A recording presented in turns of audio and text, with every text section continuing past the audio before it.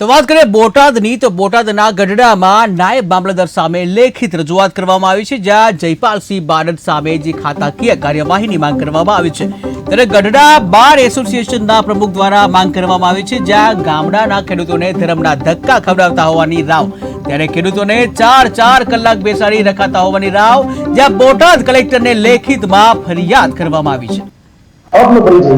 હું ચેતન ત્રિવેદી ગરડામાં વકીલાતનો વ્યવસાય કરું છું અને ગરડા બાર એસોસિએશનનો પ્રેસિડેન્ટ છું।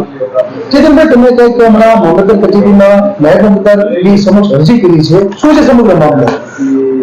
ઘણા લાંબા સમયથી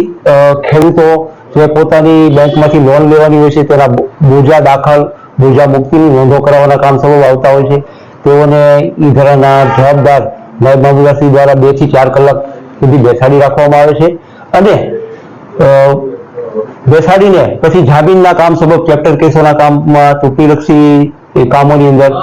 પોલીસ ડિપાર્ટમેન્ટના કર્મચારીઓ આવતા હોય છે, તો તેમને સાંજ સુધી બેસાડી રાખવામાં આવે છે અને અરજદારો હેરાન પરેશાન થઈ જાય છે। આ બાબતે ગરડા વકીલ મંડળના જે મામલતદારની પ્રેક્ટિસ કરતા એડવોકેટોની પણ વ્યાપક પ્રમાણમાં રજૂઆતો હતી મારા સમક્ષ, જે અનુસંધાને તારીખ 4/4/2024ના રોજ ગરડા મામલતદારશ્રીને લેખિતમાં બાર એસોસિએશનના ઠરાવથી તેમની સામે કાયદેસરના પગલાં ભરવા અને ઈધરા કેન્દ્રનું જે ચેમ્બર છે તેની અંદર સીસીટીવી કેમેરા મૂકવા તેવી